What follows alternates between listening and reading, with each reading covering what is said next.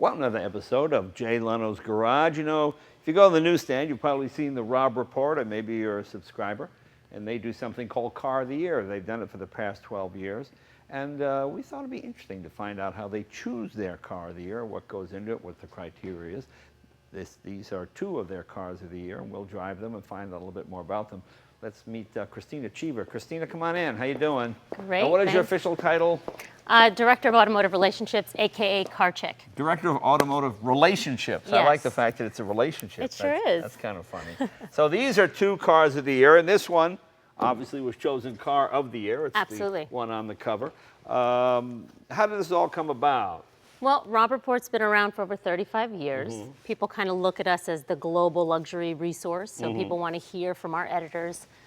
What should I be driving? Where should I be traveling to? What kind of watches should I wear? Okay. And our CEO had a vision about 12 years ago to say, how can I really do a little bit more for the auto aficionados that read Right, Robb okay. Report magazine and the tablet and all that kind of stuff. So he put together this awesome event, and it takes place in Napa Valley. So what we did is our editorial team picks the best cars on the road, Right. ranging from, you know, the Porsches of the world, but also the cars that you're going to drive your friends around with. You're going to pick your kids up from soccer practice. Sure. So we take them up to Napa, and individuals come and spend a couple of days with us. We stay at Meadowood Reserve, and all day is a grueling process. There's a judging book that they have to actually look through, and they evaluate the car on what the manufacturer says the car is supposed to do. Now, is this a car that, for example, why not the GT2 or the GT3?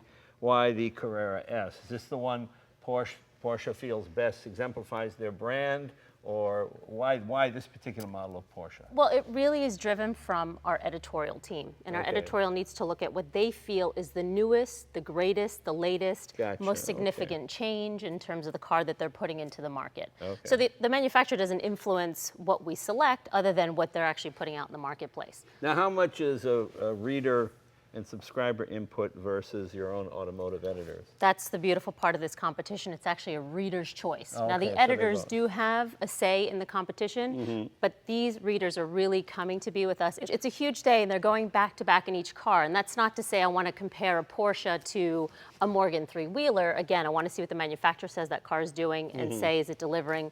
How does it fit into my lifestyle? How's it going to enhance my lifestyle? And then at the end of the day, once they've really looked at the interior, the exterior, what the car delivers in terms of horsepower and torque and all of that, they evaluate, they put their judges' points together. Gotcha. And over a fab dinner at maybe William Cole Vineyards, Right.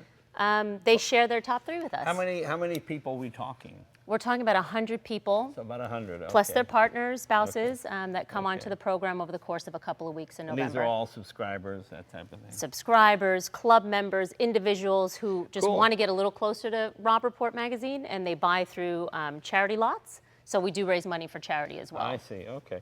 Well, let's get into the cars themselves. I've been driving both these cars for the last couple of days, and they couldn't be more different.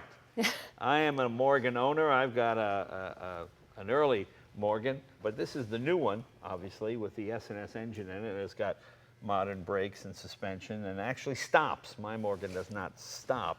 You can actually come to a full stop in this car, which is Definitely impressive. want that. And this, of course, the Porsche Carrera S. This is what, about $100,000? About $100,000, yeah, absolutely. Rear-wheel drive. We have your automotive editor with us as We well. do. And well, let's bring him in. Robert, come on in. Robert Ross, you're the automotive editor? Well, I'm the consultant, as it were. Oh, consultant. Yes, All yes, right, yes. They consultant. don't trust me with an editor title. Oh, but, okay, gotcha. But the Okay, fact sorry is, I'm about that. sort of responsible for juggling all the balls that are indeed automotive. You know, I drive so many old cars, I forget just how good modern cars are. I mean, this car is almost like solid from billet. It's amazing how strong it is, and it's what I like, the rear-wheel drive. I know the four-wheel drive a lot of people like, and I like to drift a little bit, and then this car, I think, is, it feels like a lot more than 400 horsepower. That's what it is, 400, Yeah, it's right? 400 horsepower, 3.8 liters, but that's what Porsche does so well with their 911s. They really are the quintessential sports car. No You've got- frills, no fluff. You've got a 7-speed transmission in this. It's got the dual clutch transmission. That's right. When they came out with the 7-speed, I thought it couldn't get any better. I mean, they were the first to market with a 7-speed, and Right. really, there's not much more fun. Well, you know, I bought my Carrera GT back in 2005 based on the clutch. I love the fact that they spent so much time, money, and effort developing a 6-inch carbon fiber clutch. And then everybody complained. Oh, I didn't have any trouble with it at all. Well, you're one of the few that can drive it because that was a tough clutch. Well, you know, the idea with that car is you turn the key, let the clutch out immediately, and step on the gas. That's right. It's kind of a bear trap, but that's okay. That's what I like. I like the manual car, and I know this is faster. I can tell it's faster, Sure. but I still prefer the manual car, and that's why I like Porsche. They're still dedicated to building driving machines. You know, whenever you watch the tuner things, whether it's Car and Driver, Road and Track, the guys that show up to actually beat their cars up are always Porsche guys and Corvette guys. That's right. You know, everybody else says, oh, I don't want to go too fast, I don't want to damage my car. That's right. But these can take Well, a these things beating. just don't break. Yeah, I know, it's pretty amazing. Give us some more specifics on this car. Well, the reason we picked this car as one of the contenders for Car of the Year is because it was really the first of the 991 series. In other words, the Carrera and the subsequent Carrera S, which is this model, were absolutely new to market. So being able to bring this in, as opposed to, say, a GT3 or a GT2, which was the old 997.2 iteration, this represented the latest thinking from Porsche. Now, by the time this episode airs, we'll be looking forward to the GT3 and the Porsche Turbo and Turbo S, which are coming this fall. But for now, this is really the state of the art in the world of 911s. And clearly the judges thought so too, because we pitted this against some pretty serious machinery. Cars like the Bugatti Veyron Vitesse. I mean, you could buy 20 of these for the price of that Bugatti. Right. And yet, I think our judges decided that pound for pound, as a car doing what it's supposed to do best, this Porsche took the prize. Plus you have, you know, I was driving it on the normal touring suspension, and I thought, oh, this is pretty fast. And then once I hit Sport Plus, boy, everything just... That Sport Chrono button makes Yeah, it almost doubled up. It was Totally. amazing how, Yeah. you know, what a difference it makes. Because back in the old days when they first came out with that, you press the button, I couldn't really tell you. But I mean, you just feel the whole car tighten That's right. down and get up and go. So very impressive. What size wheels are those? Are those? They are indeed 20s. Oh, they are 20s. Yeah, Wow. things are getting bigger. In fact, it's Yeah. funny, Jay, I got into this little Fiat Abarth today, and I noticed it had 17-inch wheels. I had 17-inch wheels on my Carrera Cup car back in the 90s, so things are getting bigger every... I think it's from a design perspective too. It fills out the car a lot more. True. I know it's a sticking point for a lot of the designers. Well, the worst thing is, especially LA, our roads are so bad. You Oh, hit a brother. pothole and boom, your wheel just goes. We can't pay enough taxes to keep I these know, potholes I know. filled. I've got the McLaren SLR, and that has the 18s because they were concerned just about ride quality. And it does That's make a difference. Okay, let's turn now to the Morgan. This was Car of the Year. This is the anti-Car of the Year. Okay, this didn't come anywhere near first place. In fact, it but was 13th. It was 13. 13 out of 13. You know, there is no car that's more fun to drive than this. This thing gets more smiles Oh. and people waving and... It's the happy car. Yeah, it is based on the original Morgan three-wheeler. If you wonder why they built cars with 3 wheels, there's no advantage to it. But back in England, back in the day, anything less than 4 wheels did not pay the substantial road tax that an automobile paid. So you could buy a 3-wheeled car, essentially, and not pay road tax, and you could take your family out as well. Not a very big family. Actually, they made one with the seat in the back as well. And that was the whole idea behind it. And then being lightweight and using it back in the day, the Bruff Superior or the Matchless motorcycle engine, they were quite fast. And this one is quite fast. This features an SS engine built in Milwaukee, Wisconsin. You might know SS. They started out building Harley replacement engines, which many felt were better than the original Harley motor. That is 2 liters, massive size, 115 horsepower. It's got the Mazda, I believe, 5-speed transmission. Correct, yeah. Right. And you've got modern disc brakes, and they've done away with the sliding pillar suspension that Morgan has had since 1910.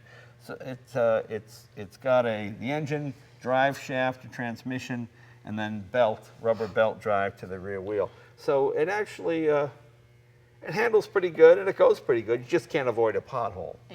You'll hit it, if you don't hit it with the outer wheel, you hit it with the inner wheel. Yeah. That's right.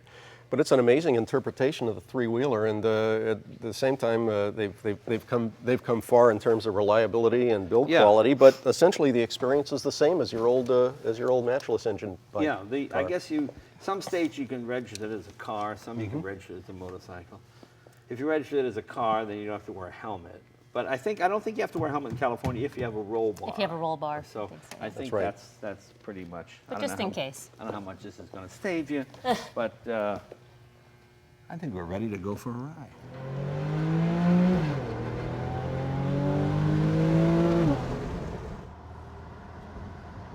You know, your first impression when you get in this car is how solid it is.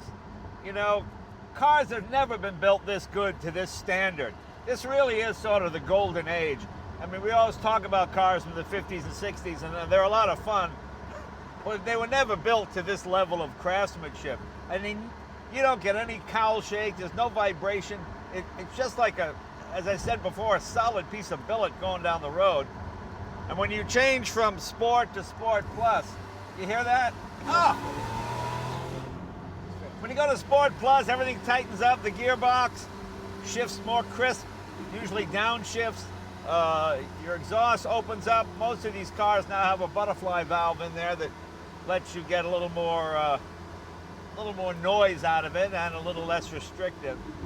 Well, this car's about 50 years old now, Jay. The design, the fundamental design of the 911, it's kind of amazing that they've been able to continually refine it over 5 decades. Well, the amazing thing to me is how what was once high horsepower is now base horsepower. I mean, this is not, it's not the least expensive Porsche, but it's certainly not the most expensive by any extent. And 400 now is sort of, well, that's where we start. That's right, it's the point of entry. You go back to 1992 when the Viper came out with 400 horsepower, that was like, oh my God, people were buying them because we'll never see the likes of that kind of power again. That's right, a Carrera back then was 240 horsepower car. Even the turbo was what, 250, 260 in the 70s? Like that, yeah. And that was considered maybe too dangerous for the average person, 260 horsepower. Right. So. You know, whenever manufacturers drop off a car, they never give you the manual. So you kind of have to figure out where everything is. Here's all your electronic controls down here. You got Sport. Let's go back to, that's how you'd normally tour in the car like that. Shifting at normal points for most economy. And then you press this for Sport. And then Sport Plus, which I guess would be what, track mode in some other manufacturer. And boy, what a difference that makes. I would leave it in Sport Plus all the time. It was up to me. It's 400 horsepower, but boy, it feels like a lot more. You know, transmissions can do amazing things. They can just multiply horsepower, which is what they do. That's why they're there, to multiply horsepower. See if you can hear the difference when I switch to Sport. See, the car automatically shifts. Now I'm in 3rd gear. When I hit Sport Plus, I'm not going to touch the throttle at all. Immediately drops down a gear, and you feel everything tighten up. You've got your gear selector there, you see, and you hit your paddles this side, right side for up, left side for down. It's a very quiet car when you, well, here, I'll put it in touring. And you can hear the, well, I don't know if you can hear it on the video, but boy, exhaust noise drops to 0, drops about 20 decibels. And you know, if you're going on a long trip, it's fantastic. And just, boy, it's amazing what a nice driving car this is. The nice thing about these is you can drive them as a regular car and use them as an everyday commuter car. Yeah. 7,500 RPM redline, that's pretty good. And imagine the GT3 is going to have an extra couple of thousand on top of that. Yeah, and you got to remember it's a 6-cylinder. We Americans are a little snobby. 6-cylinder is quite the norm in Europe. That's right. Whereas in America, we always think V8. You know, why would you have a 6 when you have a V8? But you have, you got all kinds of V8 power here. Well, I guess the secret to the 911 is it's always been able to do more with less.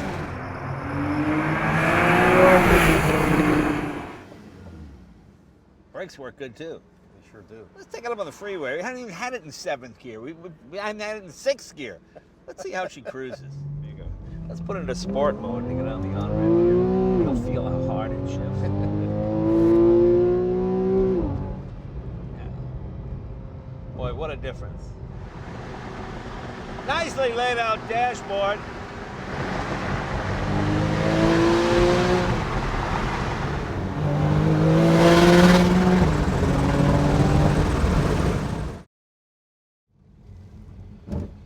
All right, German sophistication, German engineering. Let's try something really goofy. Let's take the Morgan out. You know, a lot of people know Porsche, and many people have been in Porsches, and a lot of people have driven Porsches. But the Morgan, this is going to be fun. Let's try that one.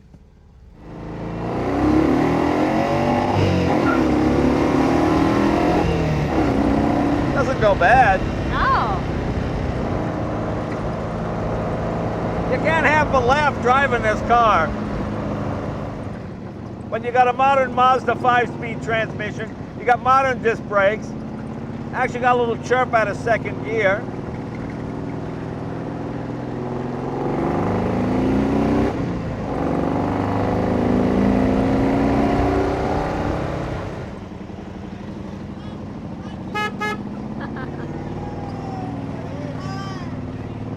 How many smiles did we just get? Oh yeah. Everywhere you go, people cheer this car. They love it. You look like Willy Wonka coming into town. Not an intimidating car. You're not going to scare anybody out of their lane in this thing.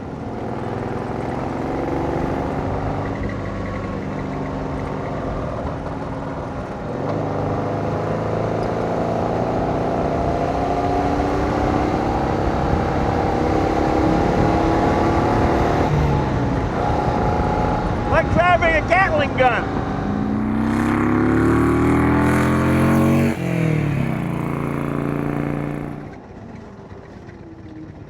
This thing is so much fun on twisty roads. Let's see how she cruises on the freeway. Yes, we're going to try the freeway.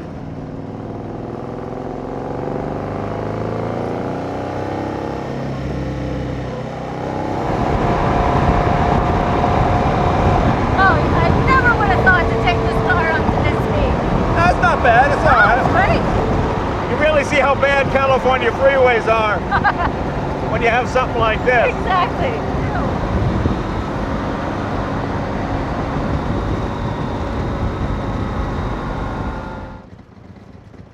You know, unlike the original Morgan, you got real brakes on this car, and you've got more than 3 speeds, and you've got almost triple the horsepower. I mean, she goes 85, 90, no problem. I mean, it bounces around a little bit, but that's okay. But it's pretty solid. I mean, it's a lot of fun. You know, the Porsche, you've got to go 150 to scare yourself. This, it's frightened to death at 35 miles an hour.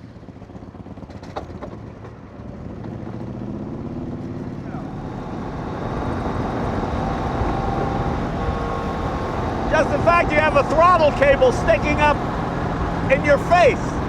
Hilarious. The Germans would never have a throttle cable sticking up in your face.